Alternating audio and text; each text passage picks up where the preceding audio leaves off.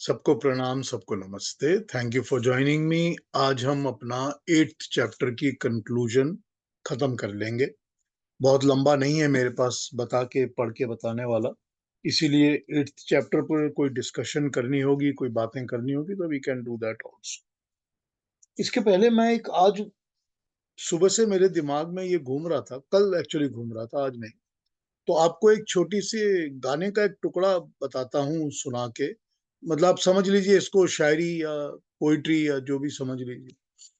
हमारे बहुत अच्छे एक पोएट हुए हैं, हमारे वेल नोन राजेंद्र कृष्ण, ये उनका लिखा हुआ है।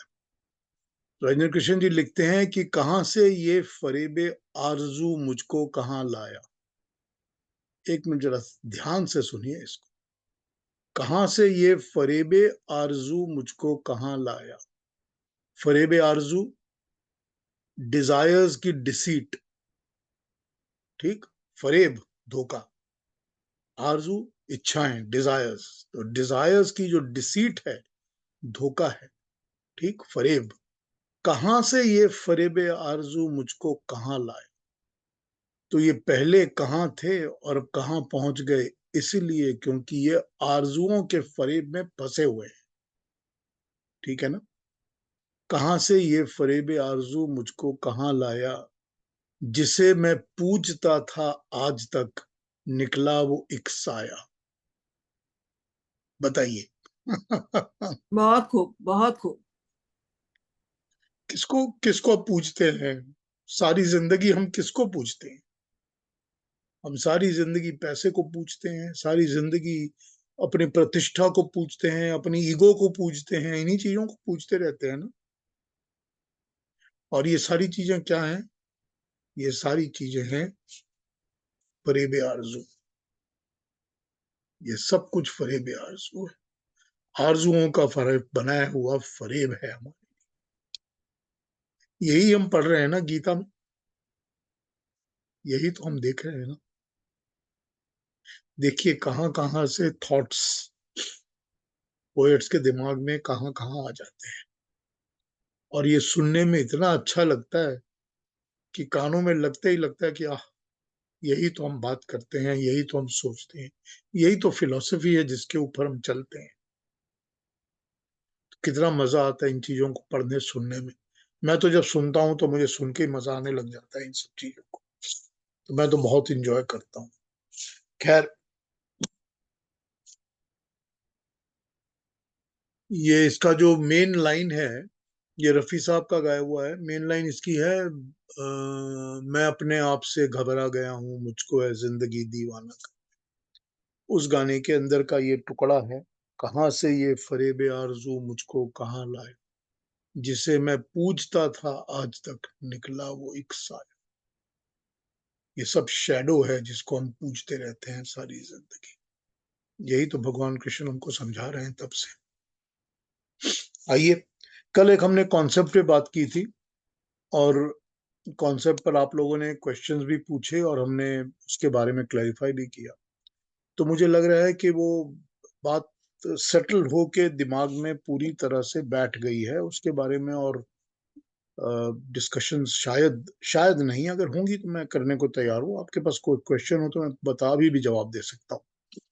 लेकिन सबसे अच्छा तरीका समझने का, उस टाइम वाले कॉन्सेप्ट को समझने का सबसे अच्छा तरीका होता है नींद को समझने। कि हम जब सो जाते हैं तो हमारे लिए सारा वक्त थम जाता है। सारा टाइम, टाइम कॉन्सेप्ट, टाइम की इन्वॉल्वमेंट, घटनाएं सब बंद हो जाती हैं। और हम जब सो के उठते हैं तो हमको पता नहीं होता कि हम कितनी देर सोए। अब जब हम उठ के घड़ी देखेंगे तब हमारे पास वो टाइम की कॉन्शियसनेस दोबारा लौट के आएगी कि मैं 11 बजे सोया था, 6:30 बजे उठा हूं। तो ये टाइम का बीच का मेजरमेंट मेरे को पता चल गया, क्योंकि ये दो अनुभवों के, एक्सपीरियंसेस के बीच का मेजर है, सोने का और सो के उठने का। अब अगर मैं उस मेजर में सोया रहूं और उठूं ही नहीं, अगर मैं उस नींद में चले जाऊं जहां मैं उठूं ही नहीं, तो इस टाइम का मेरे से क्या लेना देना, कोई मतलब ही नहीं रहे। और अगर मैं उस नींद में रहूं कि मैं परमात्मा के साथ ही जुड़ा हूं, मुझे तो फर्क ही नहीं पड़ता, तो भी तो एक ही बात है ना। तो भी यही बात है कि मेरे को फर्क नहीं पड़ता कि कितने साल निकल गए, कितने करोड़ों साल निकल गए, क्योंकि मेरी आत्मा तो उस परमात्मा के साथ जुड़ी हुई है, जिसको उसको खुद को टाइम से कुछ लेना देना ही नहीं है। क्योंकि टाइम का सारी इन्वॉल्वमेंट तो प्रकृति या क्रिएशन के साथ है ना। अनुभव और घटनाएं तो प्रकृति में हो रही है ना, वो तो हमारे शरीर के अंदर हो रही है ना। आत्मा को तो कोई फर्क नहीं पता चलता ना, कि आत्मा एक शरीर में है या दो शरीरों में है, या जैसे भगवान कृष्ण ने कहा कि तुझको अपने पुराने जन्म याद नहीं है, मुझको अपने सारे जन्म याद है।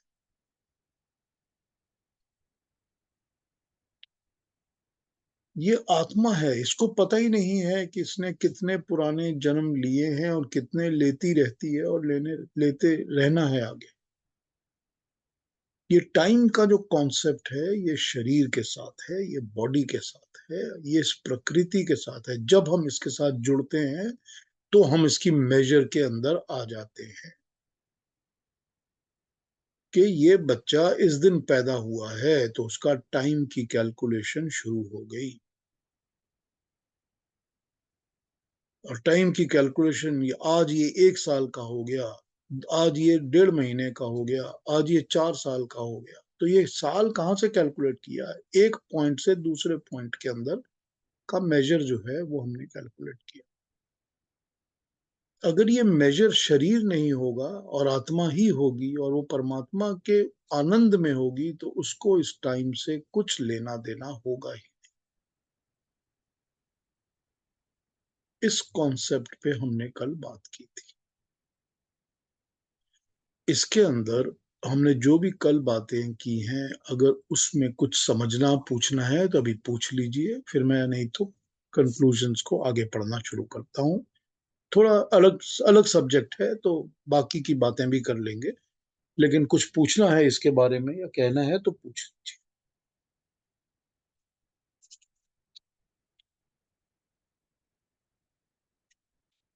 चलिए, इसको आगे पढ़ता हूँ, कंक्लूजन को, फिर इसके बारे में बात करता हूँ। मृत्यु के बाद शुक्ल और कृष्ण पक्ष, उसकी बातें। वैदिक साहित्य में मृत्यु के बाद जीव की दो गतियों का वर्णन पाया जाता है। ये वर्णन वेदों में, उपनिषदों में, गीता में पाया जाता है। इसका अंतरंग अर्थ क्या है? क्या ये दोनों गतियां यथार्थ भौतिक गतियां हैं? क्या मृत्यु के बाद आत्मा इन्हीं मार्ग से चलती जाती है, या ये लाक्षणिक हैं, यानी कि इंडिकेटिव है? इस संदर्भ में शास्त्रकारों का ठीक ठीक अभिप्राय क्या है, ये निश्चित कर पाना बहुत मुश्किल है। सब इसकी अलग अलग तरह से ट्रांसलेशन करते हैं। इतना मगर अवश्य प्रतीत होता है कि गीता के समय मृत्यु के बाद आत्मा के गमन के विषय में दो मार्गों का सिद्धांत पक्का प्रचलित था। जैसे गीता के समय यज्ञ की बात प्रचलित थी, वैसे ही मृत्यु के समय दो मार्गों की बात प्रचलित थी। जैसे गीता ने यज्ञ शब्द का अपना ही अर्थ कर दिया, वैसे ही दो मार्गों पर जाने का कृष्ण ने अपना अर्थ बता दिया है। ये विचार किस क्रम से विकसित हुआ है, इसका भी कुछ समझ लेते हैं हम आगे। वैदिक काल के दो मार्गों का वर्णन, ऋग्वेद में दो मार्गों का वर्णन करते हुए ऋग्वेद के 10:88-15 में 10:88-15 में कहा है, द्वे श्रुति अश्रीण्व पितॄणामहं देवानाम उतम मृत्यानाम तभ्यमिदं विश्वमेजतं समेति यत्रन्न पितरम मतरम च। अर्थात हम ये सुनते आए हैं कि मनुष्यों की दो प्रकार की गतियां हैं, देव गति और पितर गति। ये जो सृष्टि के नर हैं, माता पिता हैं, और जो गतिमान विश्व है, ये इन दो मार्गों से जाता है। वेद में इन दो मार्गों के विषय में यही कहा गया है। यानी कि एक वो है जो कि ये सृष्टि के माता पिता है, और दूसरा वो है जो कि विश्व की ओर अलग जाता है, देव मार्ग है। उपनिषद काल में, उपनिषदों के कालों में दो मार्गों की बातें कही गई हैं। ये पहला काल, दूसरे पीछे का काल। पहला एक काल, दूसरा पीछे का काल। पहले के काल में इतना ही आभास मिलता है कि मरने के बाद आत्मा की दो गतियां होती हैं। ज्ञान मार्गी ब्रह्म को प्राप्त करते हैं और कर्म मार्गी पुनर्जन्म को प्राप्त करते हैं। ज्ञान मार्गी ब्रह्म को प्राप्त करते हैं, जो ज्ञान मार्ग पे चलते हैं वो ब्रह्म को प्राप्त करते हैं, और जो कर्म मार्गी हैं वो पुनर्जन्म को प्राप्त करते हैं। इसका वर्णन कठोपनिषद के सेकंड चैप्टर के 5, 6, 7 में आता है। मरने के पश्चात, वहां लिखा है कि मरने के पश्चात आत्मा की गति कैसी होती है। ये बड़ी गहरी बात है। ये गहरी बात बताता हूं कि कई आत्मा दूसरे देह को प्राप्त करने के लिए गर्भ में दोबारा चली जाती हैं और दूसरे स्थानों अर्थात ब्रह्म को प्राप्त करती हैं। यहाँ ये विचार आ रहा है, और दूसरी आत्माएं ब्रह्म को प्राप्त करती हैं। यहाँ ये विचार उभर रहा है कि ज्ञान मार्गी मुक्त हो जाते हैं और कर्म मार्गी बार बार जन्म लेते हैं। उपनिषदों के दूसरे काल में, जबकि बृहदारण्यक और छांदोग्य उपनिषद की रचना हुई। अब यहाँ पर देखिए, बड़ी क्लियरली ये बता दिया गया है कि कठ उपनिषद जो है वो पहले बना था, उसका काल अलग है। वो पहले एक काल में बन चुका है जिसमें ये लिखा है, और उसके कुछ काल के बाद, काफी समय के बाद, वरना काल शब्द यूज नहीं होगा, काफी समय के बाद बृहद बृहद आरण्यक और छांदोग्य उपनिषद बने हैं। तो जब छांदोग्य और बृहद आरण्यक की रचना हुई तो वहां ये विचार थोड़ा विस्तृत रूप में बताया गया। बृहद आरण्यक के 6:2 में कहा, तथा छांदोग्य के 5:10 में लगभग यही वर्णन बताया गया है, जिसका गीता 8th चैप्टर में 24-25 श्लोक्स में हमने आगे पहले पढ़ा है। इसके वर्णन में कुछ थोड़ा इधर उधर समझ हो सकती है, मगर बात एक ही है। उपनिषदों के वर्णन के अनुसार फिर प्रश्न उपनिषद में प्रथम प्रश्न 9:15 में भी मार्ग का नाम बताया है। प्रश्न उपनिषद में बताया है कि उत्तरायण यानी कि प्राण मार्ग, देवयान निवृत्ति मार्ग शुक्ल पक्ष है, और दूसरा मार्ग यानी कि दक्षिणायन रई मार्ग, पितृयान मार्ग, प्रवृत्ति मार्ग कृष्ण मार्ग है। गीता के इन दो मार्गों को वर्णन करते हुए 24 और 25 श्लोक में उत्तरायण और दक्षिणायन का वर्णन करके 26 श्लोक में इन दोनों का क्या अर्थ कर दिया है।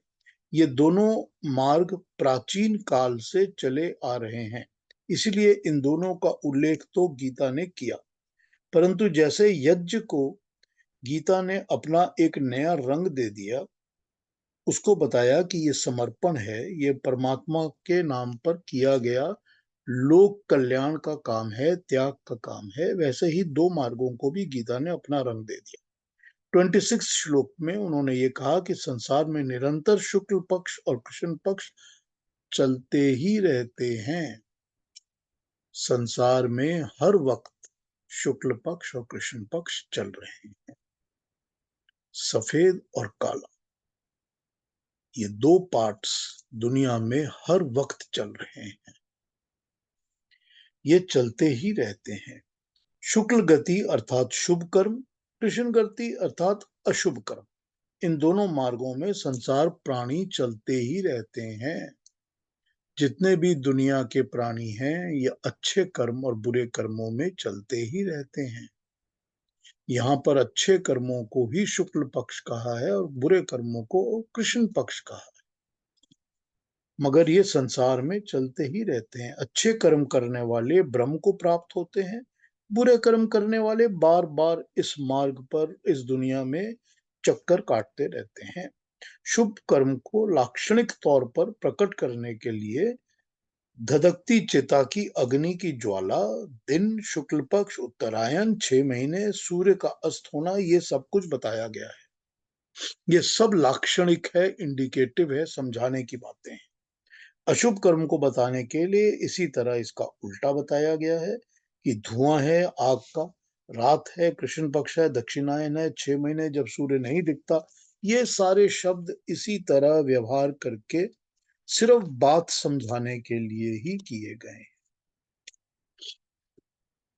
गीता इस बात को अपने तरीके से समझा तो रही है, लेकिन गीता का समझाने का जो लक्ष्य है, बेस है, वो बेस ये उपनिषदों पर ही बेस्ड है।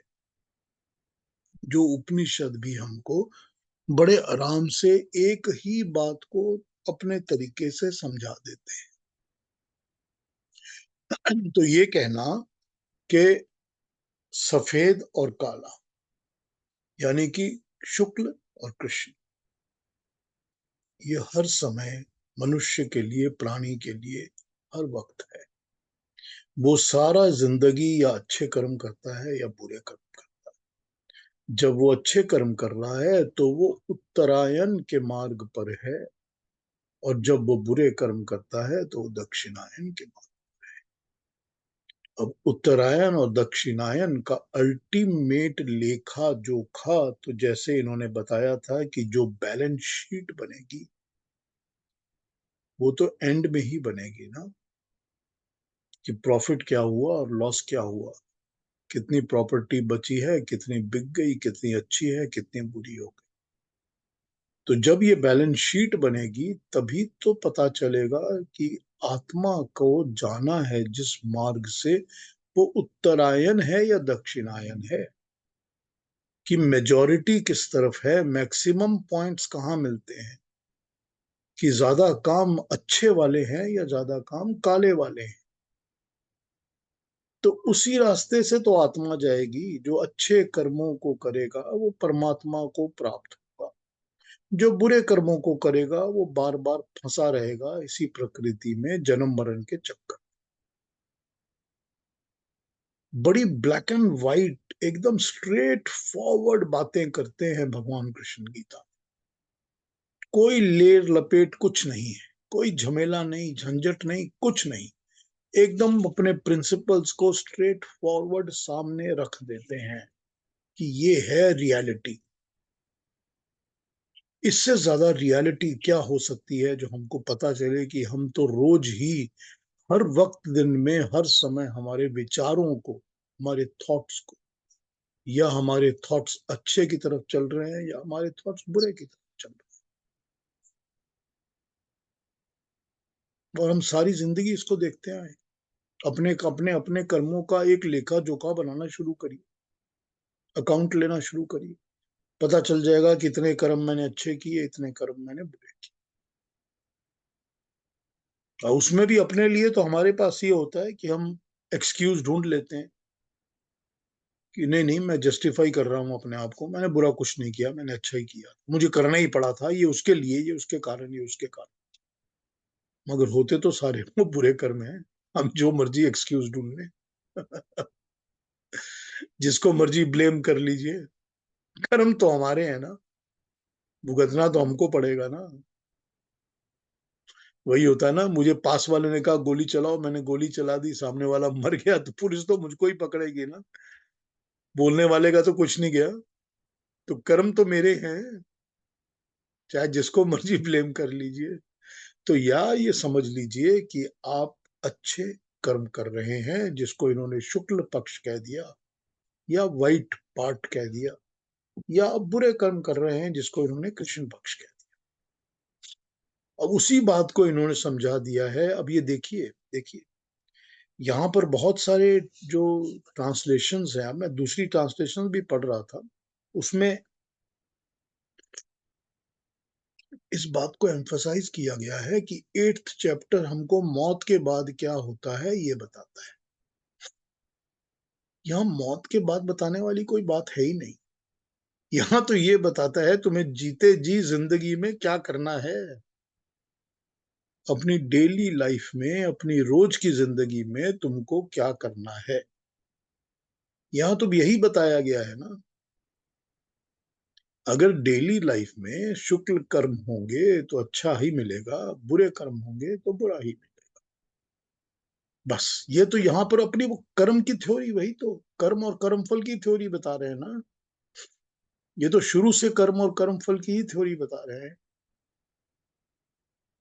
तो ये यहाँ पर कृष्ण पक्ष और शुक्ल पक्ष की बात आई है, जो इन्होंने रेफरेंसेस कठोपनिषद, छांदोग्य उपनिषद, बृहदारण्यक और प्रश्न उपनिषद चारों में से निकाल लिए, और ऋग्वेद में से भी मंत्र निकाल के बता दिया कि कहां से गीता ने इंस्पिरेशन ली है। तो हमको बड़ी क्लियरली ये समझ में आ जाती है बात कि गीता के प्रवक्ता जो हैं, जो भगवान कृष्ण की वाणी है, वो इन सब चीजों को पढ़ चुके हैं, जानते हैं। और जानते हैं, पढ़ते हैं, तभी वो हमको इतने अच्छे तरीके से अपनी बात को समझा सकते हैं, क्योंकि वो इन्हीं चीजों की एक्सट्रैक्ट निकाल के, रेफरेंसेस निकाल कर हमको बताते हैं कि ये है प्रिंसिपल्स। तो ये हमारा 8th चैप्टर कंक्लूड हो जाता है। अब इसके बारे में कोई बात करनी हो, कुछ पूछना हो, कुछ कहना हो तो मुझसे आप पूछ सकते हैं। I will talk further on it also. 9th chapter को हम अगले सैटरडे स्टार्ट करेंगे। आज हमारे पास बहुत टाइम है, वैसे टाइम हमारे पास बहुत है, लेकिन 9th चैप्टर को हम अगले सैटरडे ही शुरू करेंगे, नया चैप्टर। तो नया चैप्टर हम नेक्स्ट सैटरडे से शुरू करेंगे। अरुणा जी, नेक्स्ट सैटरडे तो आप है ना हमारे साथ? जी, नेक्स्ट सैटरडे में हूँ। हाँ, तो नेक्स्ट सैटरडे से हम अगला चैप्टर संडे शुरू को करेंगे। नहीं होंगी, संडे को I will be travelling. Once I reach India then again I will be able to join. अच्छा ठीक है, तो आप सैटरडे होंगी, संडे नहीं होंगी? Saturday, yes, Saturday I will be there, Sunday को नहीं होंगी। अच्छा ठीक है, ठीक है। तो हम सैटरडे से, सैटरडे आपसे कुछ ज्यादा श्लोक सुन पढ़वा लेंगे, जी। फिर हम संडे उसकी बात करते रहेंगे। मुझे एक हाँ जी। बात पूछनी थी। हाँ बताइए। आप तो समाधि और के बारे में बता रहे थे, और आज आपने स्लीप के बारे में बताया। तो उससे मुझे एक बात पूछनी थी कि स्लीप, जो कॉन्शियस की स्थितियां बताई है, वेकिंग, ड्रीम, डीप स्लीप और तुरिया, ये जो तुरिया है, ये क्या समाधि से, मुझे ये तुरिया के बारे में थोड़ा जानना है। ये स्थिति क्या होती है, इसकी क्या विशेषताएं हैं? तो एक हो गई आपकी निद्रा, दूसरी हो गई स्वप्न, तीसरी हो गई सुषुप्त, और चौथी हो गई तुरीय। ठीक है ना? जी। तो इसमें इस तरह समझ लीजिए कि जो अम, निद्रा है वो तो स्लीप है। तो स्लीप जो होती है वो हर वक्त बहुत डीप नहीं होती। तो निद्रा जो है वो डीप हो सकती है, नहीं भी हो सकती।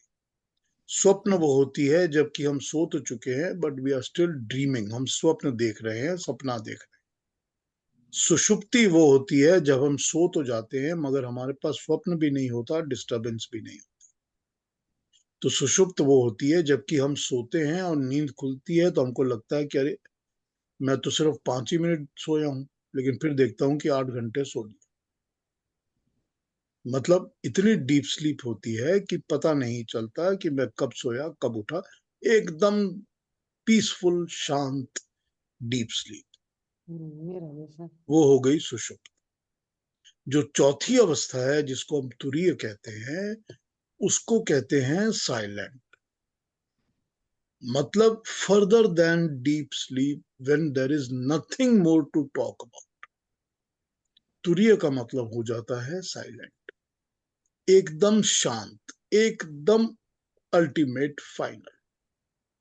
तो जो योगी वगैरह होते हैं, जब वो तुरीय की बात करते हैं स्लीप में स्पेशली, तब वो ये कहते हैं कि अगर मैं किसी भी शव आसन में लेटा हुआ हूं, शवासन इसीलिए क्योंकि निद्रा के लिए शवासन लेते हैं।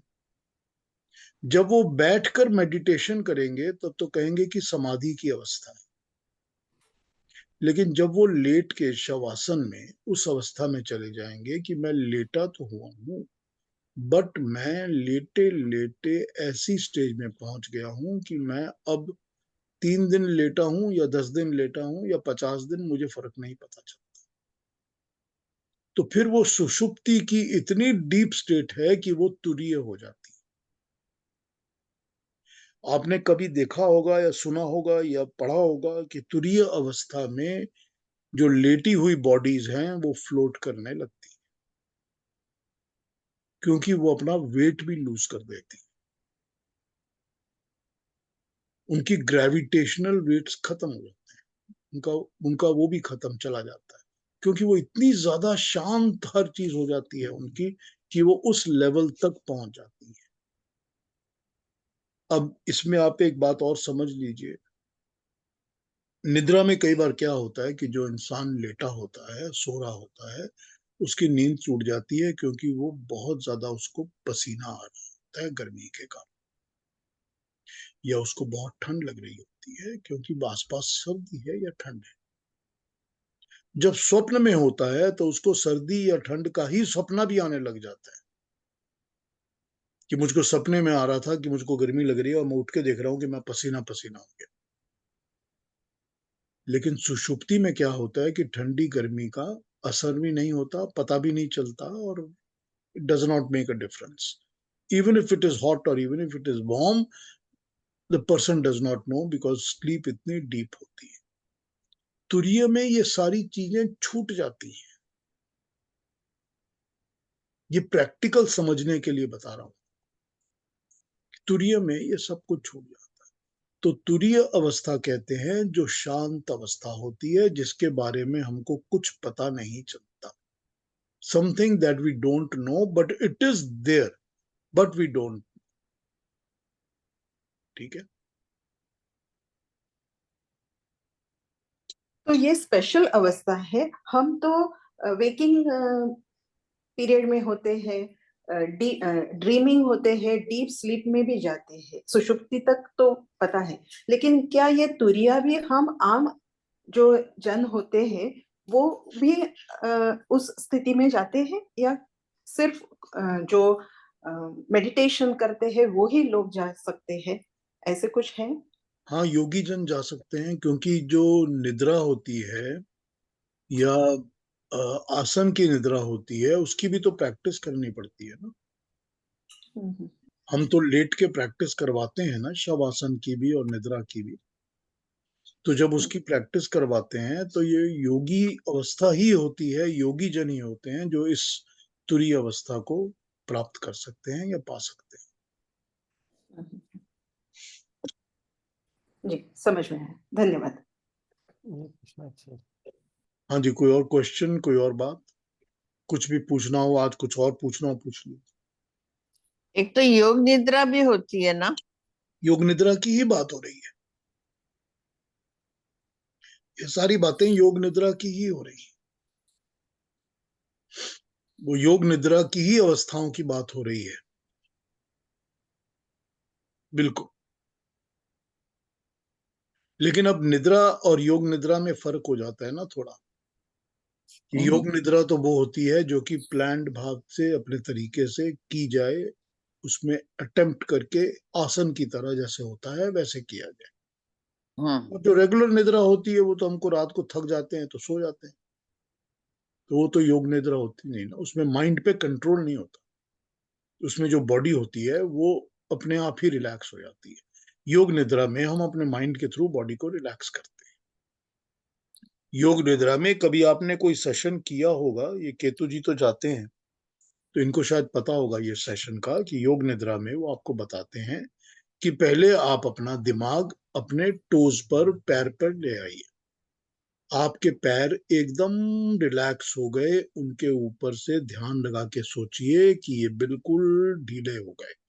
अब आप अपना ध्यान ले आइए अपने काफ्स मसल्स के ऊपर, उसके बाद अपने घुटनों के ऊपर, फिर अपने थाइस के ऊपर, फिर अपने हिप जॉइंट्स के ऊपर। ये सब रिलैक्स हो गए, एकदम से ये अर्थ के अंदर समा गए। कराते हैं ना इस तरह। तो जब इस तरह कराते हैं तो ये माइंड से योग निद्रा करवा रहे हैं। ये आपकी बॉडी थक के सो गई है ऐसा नहीं है, ये दिमाग से करवा रहे हैं, तो इसको ही योग निद्रा कहते हैं। तो योग निद्रा तो इम्बाइब मतलब बताई हुई दिमाग के थ्रू की हुई निद्रा की अवस्था है। निद्रा ना। ठीक। जी केतु जी क्या कहेंगे? नहीं, तो आपकी बात बिल्कुल सही है पीयूषी। ये ये जो सुदर्शन क्रिया के बाद जो ध्यान लगाते हैं हम लोग, और ध्यान के बाद जब बिल्कुल शरीर दिमाग शांत शांत हो जाता है, और उसके बाद जब ध्यान टूटता है तो कहते हैं कि शवासन में हो तो एक एक करके अपने अपने शरीर के अलग अलग अंगों पे ध्यान करें, और just give energy to those body parts. एक तरह से आप blessings दीजिए कि they all healthy and fit, और उसके बाद फिर वो then that process is the last one in Sudarshan Kriya. हाँ, तो ये मतलब जो योग निद्रा है ना, वो इस तरह से कहा गया कि प्लान तरीके से अपने दिमाग के थ्रू की जाती है। तो उस योग निद्रा की ही हम अरुणा जी से चर्चा करके बात कर रहे हैं। योग निद्रा में ही पहली अवस्था निद्रा, स्वप्न, सुषुप्ति और तुरीय होती है। तो योग निद्रा के द्वारा ही इसको अचीव किया जा सकता है। नॉर्मल स्लीप के अंदर ये सब नहीं होता, क्योंकि हमारा माइंड उसमें नहीं लगा हुआ। हर चीज तो दिमाग से ही होगी ना, माइंड से ही होगी ना। समाधि भी तो माइंड से ही होती है ना, माइंड का काम है ना सारा। तो योग निद्रा ही है जिसकी हम बात कर रहे हैं। हाँ जी। पीयूष जी, आपने बताया कि जिस निद्रा में जो है आदमी फ्लोट करने लगता है, तो वो उसको पता होता है कि मैं फ्लोट कर रहा हूँ? नहीं पता होता। नहीं पता होता ना, क्योंकि कभी पता। मैंने एक लेडी को ऐसे में देखा है। उसको समझ में नहीं आया कि क्या है, उसको डॉक्टर उसको दिखाया, ये दिखाया, तो उसको कहा कि इसको कोई बीमारी नहीं है। उसको ऐसा लगता था, फील होता था कि मैं उड़ रही हूँ, फ्लोट कर रही हूँ। नहीं, फील होना और एक्चुअली होने में फर्क है। फील होना और वही मैं कह रही हूँ। हाँ, एक्चुअल हो रहा हो किसको, उसको पता ही नहीं चलता, उसको फील भी नहीं उसको होता। नहीं पता चलता। उसको फील भी नहीं होता। जो तो जिसको फील हो रहा है वो फिर जो क्या हो फील हो जाता रही है वो स्वप्न अवस्था है, उसको सपने में लग रहा है कि मैं उड़ रही हूँ। वो स्वप्न है? अवस्था के बियॉन्ड नहीं गई। क्योंकि वो योगा वोगा तो बहुत ज्यादा करती है। हाँ, तो अगर फील हो रहा है तो वो स्वप्न के बियॉन्ड नहीं गई। फिर वो ओके। दूसरे लोग उनको देख सकते हैं कि पर्सन इज फ्लोटिंग। हाँ, कई बार देखकर ही तो कोई जो जिन्होंने फोटो खींचे नहीं, हैं वो या घर के ऐसे लोग हैं। ट्रेम्बल ट्रेम्बल से ऐसे उसको ऐसे होगा, टांगे उसकी होंगी, ऐसा लगे, वो कहेगी कि मैं फ्लोट हो रही हूँ, मेरे को पकड़ो, मेरे को पकड़ो, ऐसे बोलती थी वो। हाँ, वो उसकी स्वप्न अवस्था की बात है, वो एक्चुअल तुरीय नहीं है, क्योंकि अगर एक्चुअल अवस्था होगी तो उसको पता नहीं चलेगा इसका। ओके। That's not possible. पर पीयूष जी, कितनी छोटी छोटी सी बातें हैं लाइफ में, जिसको हम सुनते हैं और अपने आप को एनालाइज करना पड़े तो हम सोचें कि हम में कितने ही डार्कनेस है। वही आपने ये बताया, कृष्ण पक्ष एंड शुक्ल पक्ष, तो ये कॉम्बिनेशन ऑफ इंसान तो है ही है, कृष्ण और शुक्ल दोनों का ही। ये तो इंसान बना ही ऐसे है ना, हमने जन्म ही तो इसीलिए लिया है ना, जो वरना अपनी तो हम गलती जन्म ही नहीं मान लेते। के भी ना माने कि मैंने गलती की है, तो उसको कौन सी कहेंगे? यही कृष्ण। होता है ना, हम लोग में अपने अंदर को इस बात को मानने के लिए हमारे अंदर करेज और गट्स ही नहीं होते कि मैं गलत हूँ। गलत हूँ, सही बात और है। मेरा जो अभिमान है वो मुझको मानने ही नहीं देता कभी, कि मैं हमेशा सोचता हूँ दूसरे की गलती कैसे निकालूं, सही मैं बात तो है। गलत हो ही नहीं सकता। यही होता है ना, ये हमारा हम्म। अभिमान है ना, सारा अहंकार। यही अहंकार है जो हमको ले डूबता है। सब कुछ जानते हुए भी इंसान नहीं हटता है पीछे इन चीजों से। फरेबे आरजू। पर धोखा ही है, धोखा। सारा धोखा है, सारा धोखा, अपने डिजायर्स का धोखा, वही तो है ये सारा। हाँ। हाँ जी, कोई और कुछ कहेंगे, कुछ बहुत बढ़िया। पूछेंगे? Anybody wants to talk about anything else? Ask me anything else? Piyush ji, हाँ जी। आपने पहले भी बताया था, आज भी उस पर आपने रेफर किया था, शुक्ल पक्ष और कृष्ण पक्ष, उसको लेके आपने कहा था कि ये 6 महीने दिन होता है, 6 महीने रात होती है। तो मेरा ध्यान फिर उधर चला गया कि नॉर्दर्न हेमिस्फीयर में जहाँ 6 महीने रात होती है, 6 महीने दिन होता है। तो इसका आप क्लेरिफाई कर सकते हैं कि ये शुक्ल पक्ष और कृष्ण पक्ष क्या वो उस जोन से रिलेटेड है कि इट इज टाइम डायमेंशन? ये मुझे इस पर थोड़ा सा नहीं, एग्जाम्पल देने के लिए तो जोन से रिलेट करके ही बताया है ना, कि ऐसी एग्जाम्पल आपको पता चल जाए कि ऐसा भी तो होता है कि जबकि सूरज इस तरफ रहता है, और ऐसा होता है जब सूरज उस तरफ रहता है। तो इस चीज को समझने के लिए, पूरे कॉन्सेप्ट को समझने के लिए कोई एग्जाम्पल तो यूज करेंगे ना, तभी आप समझेंगे बात। तो जब आपको बता दिया जाता है कि गर्दन को सीधा रखिए, सर को एकदम ऊपर रखिए, सीधी पीठ करके बैठिए, अच्छे आसन में बैठिए, तो उसका मतलब क्या है? वो एक एग्जाम्पल देके ही तो फिजिकली आपको समझा रहे हैं ना बात को। कोई तो चीज यूज करेंगे ना आपको समझाने के लिए। तो यहाँ पर जो भी ये सन की उत्तरायण दक्षिणायन की स्थिति बताई है, वो एक एग्जाम्पल देके सिर्फ बात समझाई गई, ठीक है। सिर्फ इस बात को समझाया गया। वैसे मैंने वो नॉर्दर्न हेमिस्फीयर पे जाके देखा हुआ है कि जब 12 अच्छा। बजे 12 बजे जो सूरज जो है वो डूबता है, और 12:05 पे उठ जाता है फिर वापस। ये मैंने अपनी आंखों से देखा हुआ है कि सूरज डूबता है, मतलब दिखता बंद हो जाता है और फिर दिखना शुरू हो जाता है, विद इन सेकेंड्स और फ्यू मिनट्स। वो मैंने आई हमें हैव सीन दैट थिंग। पर वो तो देखो, एक फिजिकल चीज है ना जो अर्थ में होती है, तो उसको तो समझाया है इस तरह से कि कैसे होते हैं इंसान, जो कि ये समझ जाएं कि ब्राइट क्या है और डार्क क्या है। तो वो एग्जाम्पल के साथ समझाया है, कुछ नहीं। तो उसी के लगते क्या नॉर्दर्न हेमिस्फीयर में जब आप गए थे तो वहां पर क्या, I mean, is it frozen all the time? बर्फ पड़ी रहती है समय? नहीं नहीं नहीं नहीं, जब उत्तरायण होता है तो बर्फ मेल्ट हो जाती है ना, 6 महीने? तब तो धूप पड़ती है ना। हाँ, कुछ बर्फ तो रहती है हमेशा, जो हमेशा ही रहती है वो रहती है, मगर बहुत सारी बर्फ मेल्ट भी हो जाती है। ठीक है, गुड। हाँ जी, और कोई बात कोई कहेंगे, पूछेंगे? Anything in anybody's mind? We still have enough time.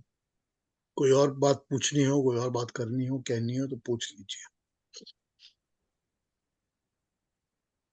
कल के टाइम कॉन्सेप्ट की बात पे कुछ पूछना हो तो भी पूछ लीजिए, शुक्ल कृष्ण पक्ष का पूछना हो तो भी पूछ लीजिए, अंतिम समय की बात भगवान कृष्ण क्यों कर रहे हैं 8th चैप्टर में, ये भी पूछ लीजिए। ये सारा कुछ उनका जो ज्ञान विज्ञान का सब्जेक्ट उन्होंने शुरू किया था ना, ये सारा कुछ उस ज्ञान विज्ञान के सब्जेक्ट में ही है, कि मैं ज्ञान की बात भी करूंगा और विज्ञान की भी करूंगा। तो ये सब कुछ जो वो बता रहे हैं ना, ये सब ज्ञान और विज्ञान के ही सब्जेक्ट से ही निकल कर आया हुआ है, जो हमको वो एक एक एक एक करके, वन बाय वन, अलग अलग अलग अलग चीजें, अलग अलग कॉन्सेप्ट हमारे को बताते हैं।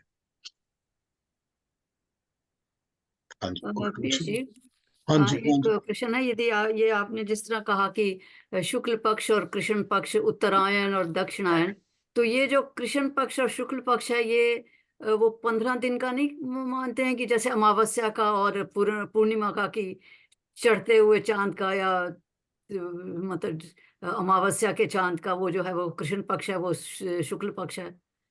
तो ये बिल्कुल उनमें फर्क क्या हुआ फिर दोनों में कि बिल्कुल ठीक उत्तरायण? एग्जाम्पल दिया आपने, बिल्कुल ठीक। फर्क ये हुआ कि वहां पर वो एग्जाम्पल यूज किया था सूरज के लिए, यहाँ पर आप बता रही हैं चांद के। अच्छा अच्छा, ठीक है। लेकिन ठीक है। बात तो दोनों एक ही है ना, हाँ हाँ जी, हाँ जी। कॉन्सेप्ट तो हमको समझना पड़ेगा ना, बात तो एक ही है कि हम्म। हम किस चीज को शुक्ल पक्ष कहते हैं, किस चीज को कृष्ण पक्ष कहते हैं। तो वो सारा कुछ तो ये है कि it has nothing to do with the moon और the sun, it has all got to do with the earth. ठीक है, it is all got to do with the earth. Earth ही है ना जो अपने ऐसे घूमती है या ऐसे घूमती है, तो कभी ये होता है, कभी वो होता है, कभी ये हो रहा है। उसका तो सूरज और चांद से कुछ लेना देना नहीं है, वो चांद और सूरज तो अपना काम कर ही रहे हैं, हमेशा ही रहते हैं। तो ये हाँ जी। शुक्ल और कृष्ण पक्ष जितने भी हैं, जो भी हैं, ये हमारी अर्थ के साथ ही कनेक्टेड हैं, ये अर्थ के ऊपर ही होते हैं। तो अर्थ के ऊपर ही तो हम लोग भी सब जिंदा है ना, मनुष्य, हमारे में भी तो वही शुक्ल पक्ष और कृष्ण पक्ष चलता रहता है ना। तो ठीक ये है। उन्होंने सिर्फ एक इलस्ट्रेटिव एग्जाम्पल से समझाया है। ठीक है ना। हाँ जी, हाँ जी। Thank you. हाँ जी, और कोई कुछ कहेंगे, कोई पूछेंगे, कोई भी बात जोशी, हो? हाँ जी, मुझे हाँ जी। एक प्रश्न करना है। ये आपने देवगति और पितृगति के बारे में कुछ बताया था, और उसके बाद आपने पितृगति को स्पष्ट किया कि ये सृष्टि के माता पिता हैं। तो ये मुझे समझना है कि पितृगति में सृष्टि के माता पिता तो परमात्मा हुए, इसमें पितृ का तो कोई संबंध नहीं है ना। नहीं, हाँ, सृष्टि के अंदर जो माता पिता हैं, सृष्टि अच्छा। के माता पिता नहीं है, सृष्टि के हाँ। अंदर जो माता पिता है, मतलब कि या तो आपको किसी माँ के साथ या पिता के साथ जन्म लेना पड़ेगा, और फिर आप भी माँ या पिता बनेंगे, तो फिर उसका काम आगे चलाएंगे। ये हो गया पितृमार्ग। पितृमार्ग मतलब पैटर्नल, जिसमें आपको या पिता बनना है या माता बनना है, या पिता के पेट में जाना, मतलब अंग में जाना है, या माता के पेट में जाना है। ठीक तो है। ये पितृमार्ग हो गया, मतलब पिता माता के मार्ग पे चलते रहना पड़ेगा। और देव मार्ग मतलब दिव्य मार्ग, जहां आपको इन सब चीजों से छुटकारा मिल जाएगा और आप दिव्य मार्ग के ऊपर चल पड़ेंगे, जो कि परमात्मा का, ब्रह्म का मार्ग होगा, जिसमें ब्रह्म मिलेगा, जिसके लिए आपको दोबारा जन्म नहीं लेना। तो इसको या तो जन्म मरण का मार्ग और या मोक्ष का मार्ग, इस तरह समझ लीजिए। तो पितृ मार्ग इसीलिए उसको लिए यूज किया है, पितृ वर्ड का, क्योंकि वो इसके लिए। ठीक है, गुड, एक बार समझ आ। एक बार इसके पहले ये भी समझाया था ना कि जो पितृ मार्ग है वो चांद, चंद्रयान, चंद्र के आसपास घूम के आ जाते हैं, तो ये मतलब they don't go much above, they only remain up to this level, और उसके बाद वो फिर वापस जन्म ले लेते हैं। जो उसके बियॉन्ड जाते हैं वो उससे ऊपर चले जाते हैं। तो ये एक समझाने की बातें हैं, सिर्फ कॉन्सेप्ट को समझाने की। ठीक है, गुड, थैंक्स। हाँ जी, और भी कोई बात, कोई क्वेश्चन, कोई और क्वेश्चन, कोई और कमेंट्स?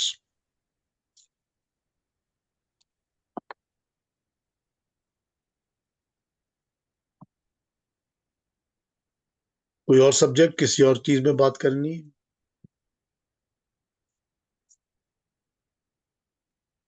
ये ओवरऑल 8th चैप्टर काफी इंटरेस्टिंग रहा, खास करके व्यक्त और अव्यक्त को भी लेके, हम्म, और उसमें काफी समझ में आया कि the difference between the two, और उसके जो रोड रोड मैप है, जो मार्गदर्शन मिले हैं, क्वाइट इंटरेस्टिंग। बिल्कुल, बहुत इंटरेस्टिंगली व्यक्त और अव्यक्त को समझाया है, कैसे ब्लैक एंड व्हाइट करके समझाया है इसको, कि भाई एक वो है जो कभी व्यक्त नहीं हो, और दूसरा वो है जो व्यक्त होता रहता है, और तुम दूसरे से जुड़ोगे तो व्यक्त होते रहोगे। पितृ मार्ग, ठीक है ना। राइट राइट और राइट। तुम पहले से जुड़ोगे तो अव्यक्त के साथ जुड़ोगे, तो देव मार्ग में चले जाओ, वही पितृ मार्ग है ना। कितना right. Straight forward, black and white, जिसे मैं पूजता था आज तक निकला वही साया। बिल्कुल सारा का सारा यही है कि तुम व्यक्त की ही पूजा करते रहते हो, वो तो सारा का सारा एक धोखा है, वो तो रियलिटी है ही नहीं। तो ये ये शेर सारा बड़ा पर्टिनेंट है। बड़ा पर्टिनेंट है, बहुत पर्टिनेंट, बहुत पर्टिनेंट। तभी स्ट्राइक किया, सुनते सुनते एकदम दिमाग में स्ट्राइक किया। पीयूषी, एक प्रश्न है, मतलब वो इस सब्जेक्ट पर नहीं है। कोई बात नहीं युक्ता जी। वो ये कि जैसे मृत्यु के बाद आत्मा जो है वो उसी वक्त ही जैसे सूर्य की किरणों से ऊपर चली जाती है, या मैंने सुना है कि जैसे वो शरीर के आसपास मंडराती रहती है, क्या ये सच है कुछ समय तक? ये डेफिनेटिव आंसर देना बड़ा मुश्किल है, अच्छा, बहुत मुश्किल है। तो इसका मतलब वो डिपेंड करता है कि कितना मोह है उस आत्मा में। तो यदि मोह है तो वो शरीर के आसपास रहेगी थोड़ा, एक अब दो ये दिन या कुछ देखिए, दिन। मुझे ये भी नहीं पता कि मोह के कारण ही है या मोह के क्योंकि मोह के कारण जितना ज्यादा मोह होगा उतने प्राण छूटने में कष्ट होगा, हम्म। ये तो मुझे पता है। हाँ। लेकिन प्राण छूटने के बाद मोह के कारण ही शरीर की आत्मा जो है शरीर के आसपास रहेगी कि नहीं, ये मुझे नहीं पता। और इस चीज का कोई डेफिनेटिव आंसर देना बहुत ही मतलब उचित भी नहीं है, देना भी नहीं चाहिए, हाँ जी, क्योंकि अच्छा। किसी को इसका पता नहीं है। हम्म। मुझे पता है कि कुछ लोग कहते हैं कि जब फलाने की डेथ हुई तो उसने एक दिन बाद या सुबह या अगले दिन मुझे ये आकर ये बताया। तो इसका मतलब है ये उसकी आत्मा से इसको आभास मिला कि उसने ये बताया, या ये इसका आपका सबकॉन्शियस माइंड है जो उसको याद करके ये वो सोच रहा है, ये पता नहीं होता ना। हाँ जी, हाँ जी। तो फिर ये नहीं कहा जा सकता कि वो इतने दिन तक घूमती रहती है, चलती रहती है। ये सब कॉन्सेप्ट बिलीफ्स है हमारे। वो बिलीफ भी इसीलिए है क्योंकि हम कहते हैं कि सन की किरणों को 3 दिन लग जाते हैं किसी भी चीज को एब्जॉर्ब करके ऊपर उठाने में, हम्म। जो हमारे 3 दिन हैं, ह्यूमन 3 डेज। अच्छा, हम ये अच्छा। समझते हैं। तो अगर हम ये समझते हैं कि आत्मा को सूरज की किरणें जब निकलती हैं तो वायु उसको ऊपर लेके जाती है और वायु में से किरणों को ऊपर उठाने में 3 दिन लग जाते हैं। तो अगर हम इसको फिजिकली मान लें इस बात को, तो हम कहेंगे कि हम इसीलिए चौथा करते हैं कि चौथे दिन आत्मा जा चुकी है, सब खत्म करो बस, और करने की जरूरत नहीं। इस चीज को इस तरह माना जा सकता, लेकिन इस चीज का कोई डेफिनेटिव आंसर हमको नहीं मिल सकता। कभी मैं पढ़ूंगा किसी उसमें तो बता दूंगा। हाँ जी, हाँ जी। तो वो इसीलिए चौथा करते हैं कि अब वो मुक्त हो हाँ, गई बिल्कुल आत्मा जो है। तो अब वो चली गई जहां उसको जाना था, चली। हम्म। तो 13 13 दिन किस लिए करते हैं?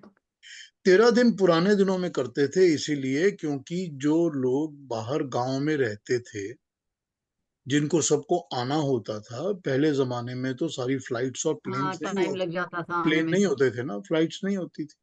हाँ जी, हाँ तो जी। अगर किसी ने किसी दूसरे जगह है, वो अपना कोई बैलगाड़ी पकड़ेगा, घोड़ा गाड़ी पकड़ेगा, ऐसे आएगा वैसे आएगा, पैदल चलेगा, तो लोगों को जमा होके आने में टाइम लग जाता।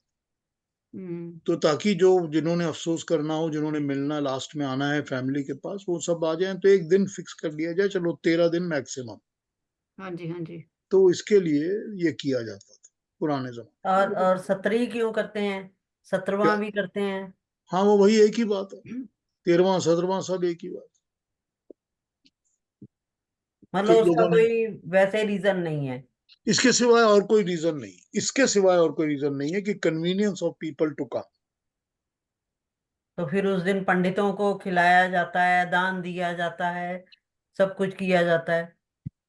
ये अपनी ही मान्यताएं हैं। ये बना लिया लोगों ने कि ये करो ये करो वो करो। चौथे के दिन भी आप ये कर सकते हो, 13वें में भी कर सकते हो, 17वें में भी कर सकते हो, 30वें में भी कर सकते हो, 40वें में भी कर सकते हो।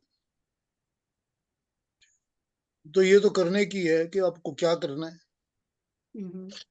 इससे देखिए, मैं आपको एक बात बताता हूँ कि आपने मेरे जाने के बाद मेरे नाम पर क्या दान किया, उससे मेरी आत्मा की गति को कोई फर्क नहीं पड़ेगा, क्योंकि मेरी आत्मा की गति तो मेरे अपने कर्मों के हिसाब से। मैंने अगर दान पुण्य किए हैं तो वो मैंने अच्छे काम किए हैं, वो गति मुझे मिलेगी। मैं चला गया तो मेरे नाम पर आप दान कर रहे हो, उसकी गति मेरे को कुछ नहीं मिलेगी। आपको मिलेगी क्योंकि आप अच्छा दान कर रहे हो, लेकिन मुझे कुछ नहीं मिलेगा, मैं तो चला गया हूं। हम्म। बड़ा सिंपल तरीका है इन बातों को समझने का, बहुत ही सिंपल तरीका है, क्योंकि भगवान कृष्ण तो यही बता रहे हैं ना। आप सिर्फ गीता के प्रिंसिपल्स को फॉलो कर लो तो आपको भी ये बात क्लियर होकर समझ में आ जाएगी। यही तो बता रहे हैं कि अपने कर्मों के हिसाब से, शुक्ल और कृष्ण कर्मों के हिसाब से उसकी गति हो गई। ये तो बताया नहीं कि उनके जाने के बाद आप दान पुण्य करना शुरू करो तो उनकी गति अच्छी हो जाएगी, ये तो नहीं ना बताया। तो ये जो पिंड दान करते हैं ये क्या चीज है? हाँ, बहुत सबको, वो तो बहुत ही ज्यादा करते हैं। नहीं, कुछ लोग बहुत ज्यादा करते हैं, कुछ कम करते हैं, वो अपने अपने जो रीति रिवाज हैं सबके। हम्म।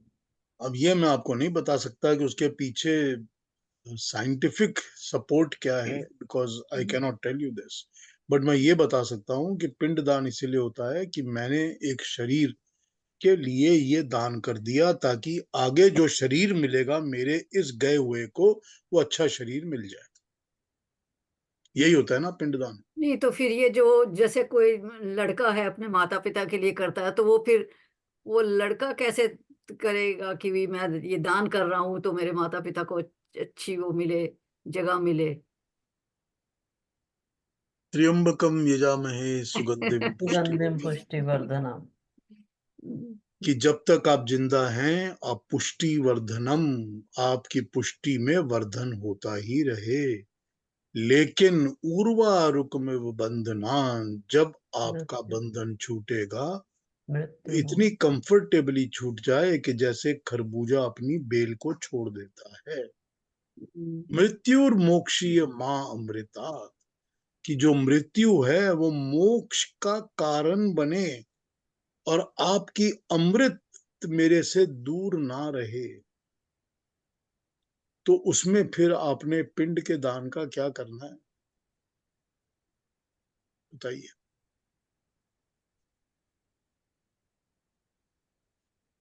ठीक है। बहुत डीप है। नहीं तो पीयूष जी, जैसे कृष्ण भगवान है, राम जी थे, किसी ने भी अपनी लाइफ टाइम में सुख नहीं पाया।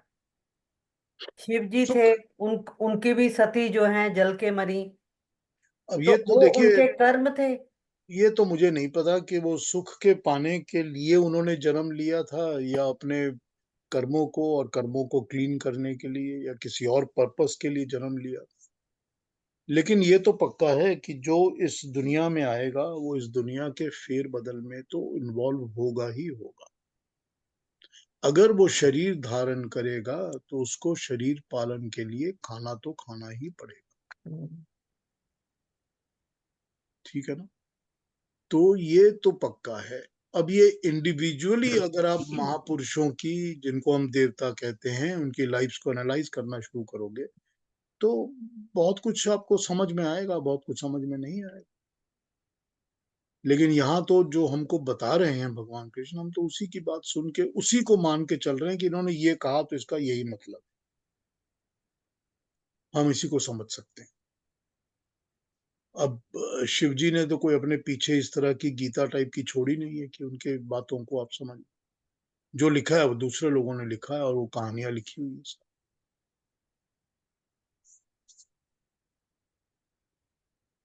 सही में पीयूष जी, आपसे गीता सुनने के बाद जो है बहुत भ्रम जो है मन से हटते जा रहे हैं। हाँ, मुझे तो डर लगता है। मुझे तो डर इस बात का लगता है कि मैं कहीं कोई गलत बात ना बोल दूं, आप लोगों को बुरा ना लगे, कि कहीं नहीं। आप ये समझ लें कि मैं आपके दिमाग में, दिल में जो बैठी हुई व्यवस्थाएं हैं उनको तोड़ रहा हूँ। ऐसा मैं कुछ नहीं कर रहा। नहीं, ऐसा नहीं है। मुझको डर लगा रहता है इस बात। Nee, but Piyush ji, it's a very deep and thought-provoking बिल्कुल talk बिल्कुल। today. Very deep, very thought-provoking, very deep. Deep तो है, Yeah, डीप very तो deep. पीयूष जी, कॉन्स्टेंटली। हाँ जी केतु जी। ये एक एक तो प्रथा ये भी है काफी लोगों में इस दक्षिण भारत में भी है कि वो परिवार के किसी भी सज्जन के मृत्यु के बाद वो वर्षी करते हैं, 1 वर्ष के बाद फिर वो कहीं मंदिर जाते हैं या कुछ करते हैं। तो ये तो खुद के संतुष्टि के लिए हुआ ना, सेटिस्फैक्शन के लिए हुआ। अच्छे कर्म जिन करने का एक बहाना है ना। अच्छा, ये बहाना है, राइट। अगर हमने दान देना है और हम रोज नहीं दे सकते, तो हमने एक दिन सोच लिया कि हम मेरे पिताजी को याद करेंगे, उसके नाम पे दान दे दिया करें। तो फिर ये होगा कि हर साल एक दिन तो हमको याद रहेगा ना, हमको देना है। तो वो ठीक अच्छे है, कर्म करने का, या हमने लोगों को खाना खिलाना है, अच्छा करना है, गरीबों में बांटना है, तो हम एक अच्छे कर्म करने का दिन निर्धारित कर लेते हैं। तो वो हमको याद रहता है, क्योंकि हम रोज नहीं कर सकते इस चीज को। और अगर हम दिन नहीं सोचेंगे तो हम फिर भूल जाएंगे, फिर लगेगा ओहो हमने करना था, भूल गए। तो उससे अच्छा है कि हम कोई एक डेट फिक्स कर लें। तो ये हम करते हैं, सारी दुनिया में लोग करते हैं, तो ठीक है, अच्छा है। It make sense. ठीक है, थैंक्स। हाँ जी, और कोई बात? अलका जी कुछ कहेंगी? बहुत अच्छा है। समझ तो आ गया, बस आपने तो अपनी ड्यूटी पूरी कर दी है, हाँ फॉलो हमें करना है। नहीं, मैंने ड्यूटी कोई पूरी नहीं की है। समझा दिया मैं आपने। अपनी ड्यूटी समझ के नहीं करता हूँ। मैं कोशिश करता हूँ कि जो बातें बताई गई हैं वो क्लैरिफाई होके हमको समझ में आ जाए। हाँ, वही हम कह उसको रहे हैं। फॉलो कितना करेंगे, क्या करेंगे, हाँ, हम मानना चाहते हैं, नहीं मानना है, हमारी मर्जी।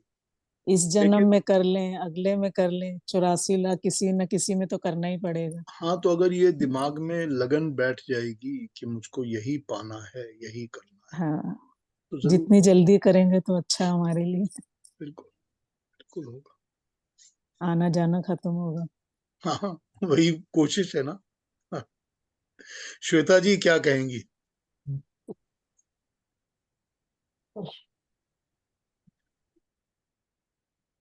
श्वेता जी हैं? हैं तो म्यूट है। जी सर मैं यहीं पे हूँ। ये सारी बातें एक्चुअली मैं थोड़ा अ, कम बोलना चाहती हूँ, बिकॉज बोलती हूँ तो मुझे लगता है मैं ज़्यादा इमोशनली लो हो जाती हूँ।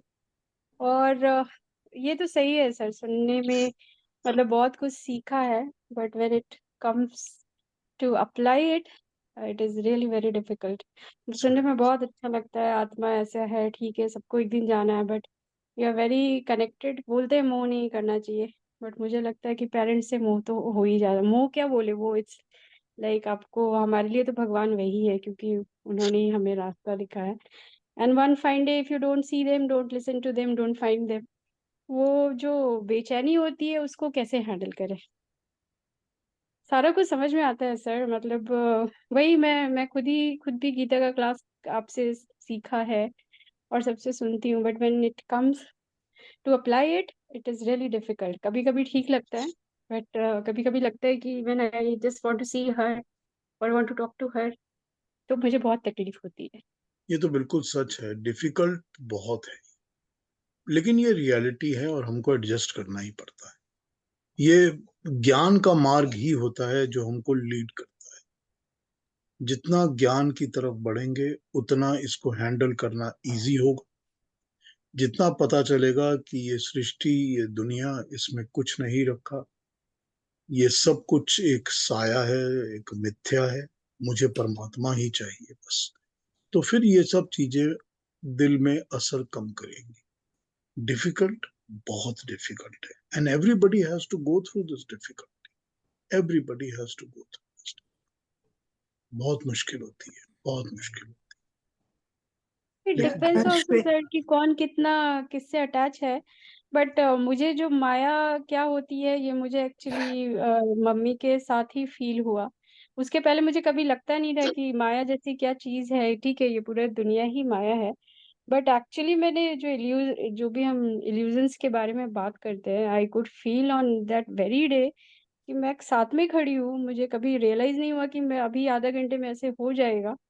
और जब हो गया तो मैं आई वाज लाइक कि ब्लैंक, मुझे लगा था ये है क्या क्या क्या हो क्या रहा है। और सर ये थोड़ी पर्सनल बात है मेरी, but I think it's like my family, so I can share with all of you. तो मैं उस दिन आईसीयू में रूम में थी एंड मैंने मम्मी को देखा, बातचीत भी कर रही हूँ। आप बिलीव नहीं करोगे, मैं वही कॉर्नर में जो था एक सीटिंग अरेंजमेंट, वहीं बैठ के मैं महामृत्युंजय मंत्र बोल रही थी। एंड वो महामृत्युंजय मंत्र मैं बहुत शुरू से बोलती आ रही हूँ, हमेशा रात को सोने के पहले बोलती हूँ, और उस दिन मैं भूल रही हूँ वहां पे बैठ के। I am not able to recall it. मुझे लगा ये क्या हो रहा है, कुछ अलग सी बेचैनी हुई और फिर मैं रूम से बाहर निकल गई। बाहर निकली हूँ और then she got a heart attack. तो ये सारी चीजें जब बैक में जाके सोचती हूँ, और ये सारी बातें मुझे वापस से उधर ले जाती है, इसीलिए मैं थोड़ा बोलना नहीं चाहती हूँ। But this all has happened, और मुझे लगा कि कुछ तो भी था, वो कुछ बहुत बड़ी शक्ति थी, क्योंकि कैसे मैं वहां बैठ के महामृत्युंजय मंत्र नहीं बोल पा रही थी उस दिन। तो देखिए, यही यही बात है ना, सारी सारी बात ही यही है कि these are all experiences that are going to give us some ज्ञान और दिया। अगर हम ज्ञान लेना चाहते हैं तो इस एक्सपीरियंसेस से लेते हैं।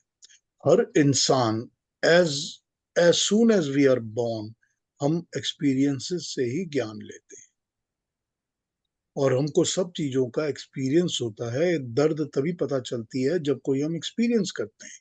जब शरीर पे चोट लगती है तो वो चोट एक एक्सपीरियंस होती है, तो पता चलता है कि शरीर पर कुछ लगेगा तो दर्द होगी, तो वो हमको एक्सपीरियंस होती है। तो उस एक्सपीरियंस से हमको नॉलेज मिलती है, ज्ञान मिलता है। तो हम एक्सपीरियंस से ही ज्ञान प्राप्त करते हैं। अब ये शारीरिक हो या इमोशनल हो, हमको एक्सपीरियंसेस से ही ज्ञान मिलता है। अगर एक बार हम फाइनेंशियल लॉस ले लेते हैं कहीं पर, तो हम दूसरी बार उस जगह पे इन्वेस्टमेंट नहीं करते, क्योंकि हमको ये नॉलेज मिल गया है। तो हर चीज का नॉलेज हमको मिलता है, एक्सपीरियंस के थ्रू ही मिलता है। अब ये बहुत ही दुखद एक्सपीरियंस है, इसको डिनाई नहीं किया जा सकता, लेकिन दुखद, ठीक है। मैं ऐसे लोगों को भी जानता हूँ श्वेता जी, मैं पर्सनली जानता हूँ ऐसे लोगों को जो कि स्टॉक मार्केट लॉस को तो बियर नहीं कर सकते, चाहे उनके आसपास के 50 लोग मर जाएं। मैं जानता हूं। They don't care about their parents, they never care about their brothers, sisters, family. They care about the investment stocks that they have.